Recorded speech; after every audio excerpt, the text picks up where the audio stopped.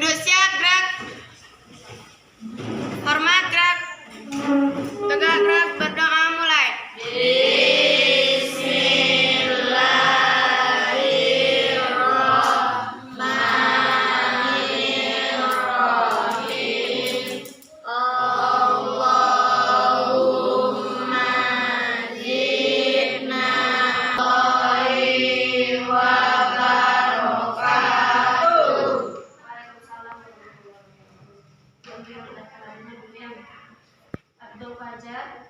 Kita fantasi. Nah, ini dia ya, adik kita mengidentifikasi unsur teks narasi. Nah, di sini teks narasinya adalah cerita fantasi yang dibaca dan didengar.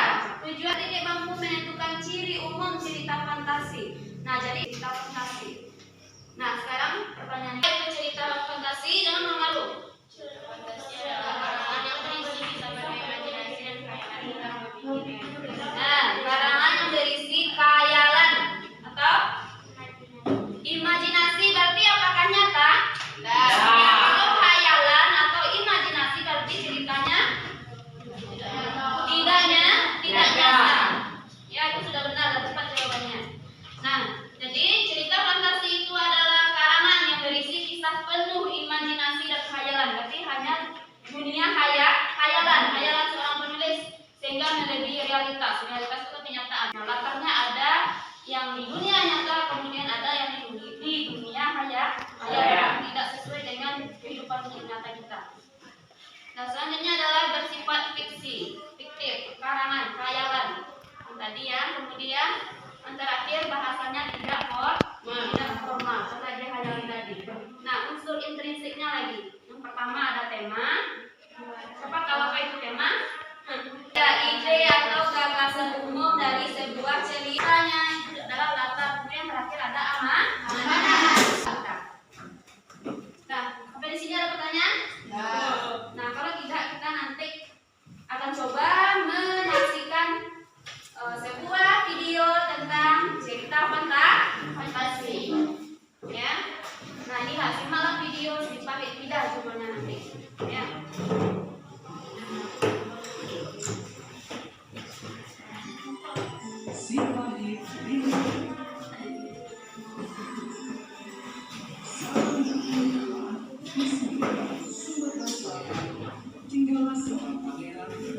Serunting. Suatu ketika, ia menikah dengan Siti, seorang gadis biasa yang bukan dari kalangan bangsawan. Setelah menikah, Siti harus pindah ke istana untuk tinggal bersama suaminya. Mulai sekarang, ini adalah rumahmu, istriku. Jika kau butuh sesuatu, katakan saja. Baik, Anda. Ini sudah lebih dari cukup buatku. Walaupun tinggal di istana yang megah dan mewah, namun Siti sering terlihat murung. Istriku, kau sering terlihat murung. Apakah ada yang mengganggu pikiranmu? Kakanda, aku memikirkan nasib adikku, Arya Tebing. Ia tinggal seorang diri di rumah setelah ayah dan ibu meninggal. Oh, ternyata itu yang selama ini membuatmu murung. Bagaimana kalau kita ajak saja dia tinggal di sini? Bolehkah, Kakanda? Terima kasih banyak. Adikku pasti senang bisa tinggal di sini. Pangeran Serunting dan Siti pergi mengunjungi Arya Tebing di desa. Bagaimana, Arya? Daripada kau tinggal di sini sendirian, tinggallah di istana bersama kakak. Benar, tinggallah bersama kami. Dengan begitu, kau tidak perlu lagi repot-repot bekerja. Maaf kak, aku hargai tawaran kakak. Namun, aku lebih suka di sini untuk mengurus lahan peninggalan orang tua kita. Aku heran mengapa kau menolak tinggal di istana. Tapi, jika ini keputusan Arya, mau bagaimana lagi? Kakak jangan khawatir, aku pasti baik-baik saja. Oh iya, mungkin Kak Serunting mau lihat kebun di belakang? Tentu. Mereka pun menuju ke lahan belakang rumah.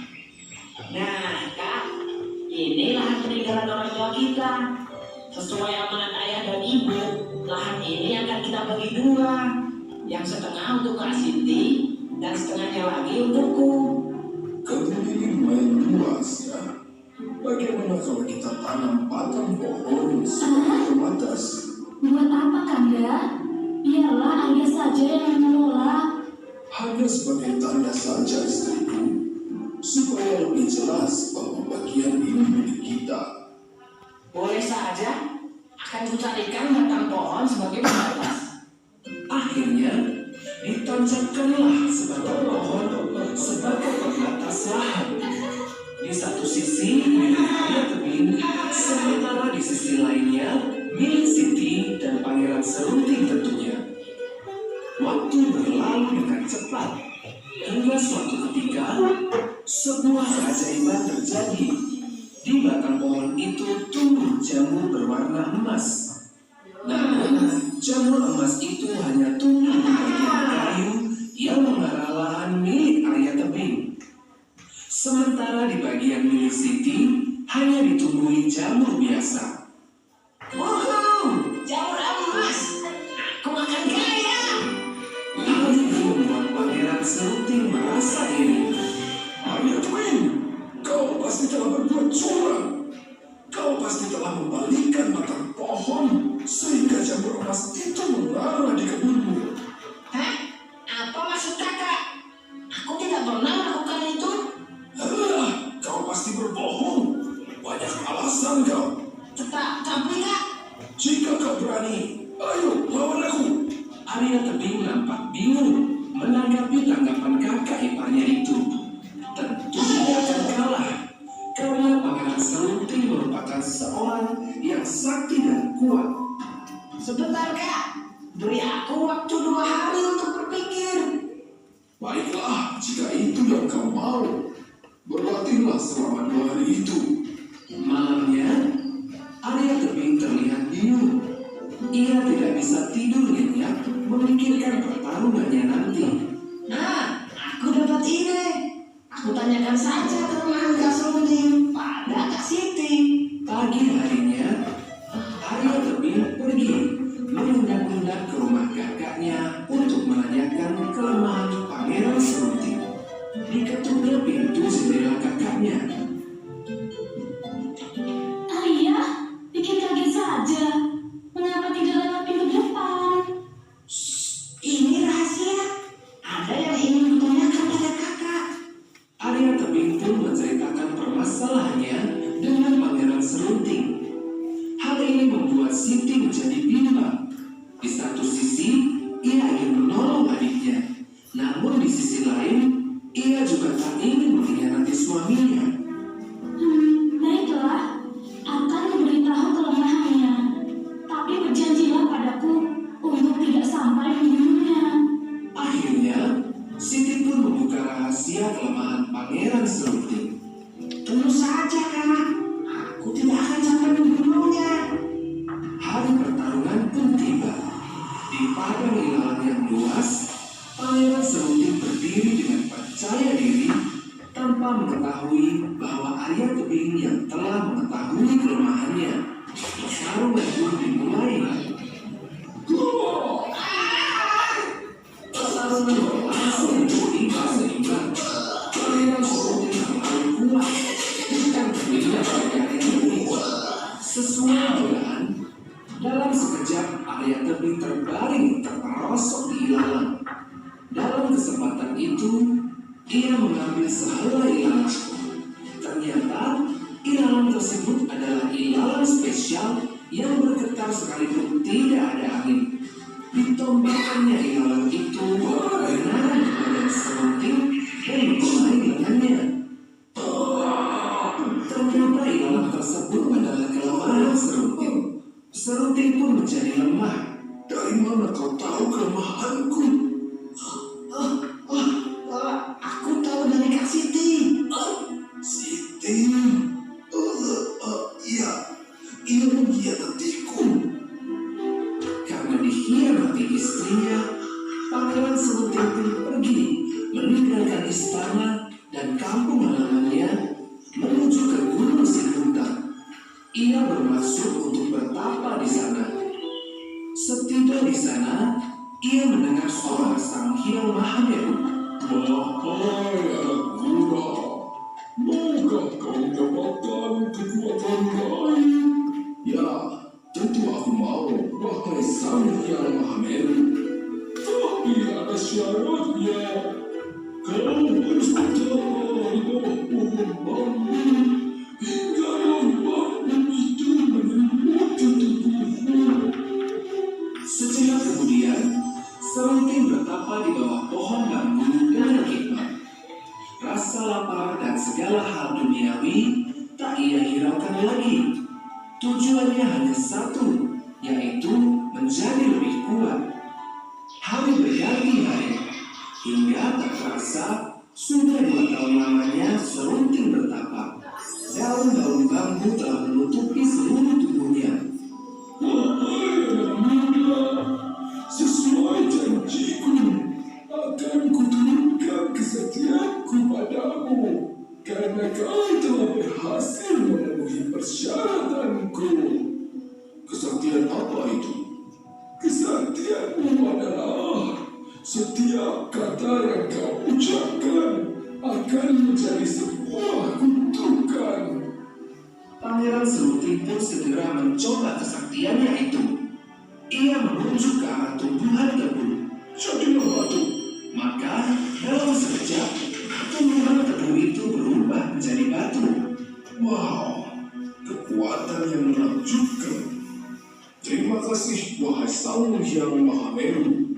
Pergunakanlah kesaktianmu itu secara bijak, wahai anak muda.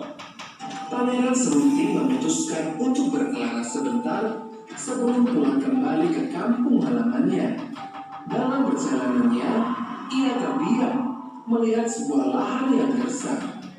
Ia pun menggunakan kekuatannya itu untuk menjadikan tanah gersang menjadi sebuah hutan yang lebat. Ia pun melanjutkan perjalanannya. Ia lalu terhenti sejenak ketika menemui seorang pasangan yang sudah menikah namun tidak mempunyai keturunan.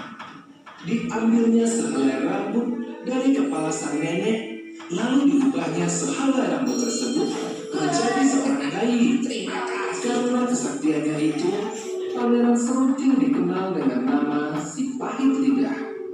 Si Pahit Lidah terus berbuat baik sepanjang perjalanannya, hingga akhirnya ia sampai ke Sumedang, kampung halamannya. Siti, istriku. Arya Tebi, adikku. Suara itu? Kak Serunting? Kakak Serunting? Iya, istriku. Ini aku, Arya Tebi. Aku minta maaf atas perbuatanku yang dulu. Karena aku terlalu sombong dan serakah. Tidak apa, Kak. Aku telah memaafkanmu sedari dulu. Demikianlah, mereka bertiga pun hidup bersama secara rukun. Tidak ada lagi pertengkaran di antara mereka. Nah, jadi apa ceritanya? Si pahit lidah. Siapa yang si pahit lidah itu? Pertengkaran di antara mereka. Nah, jadi apa ceritanya? Si pahit lidah. Siapa yang si pahit lidah itu? Si Serunting itu siapa? Dia seorang pangeran. Nah, jadi tadi dari cerita itu siapa saja tokoh? Apa amanatnya? Tidak boleh serakah. Ya boleh, tidak boleh serakah.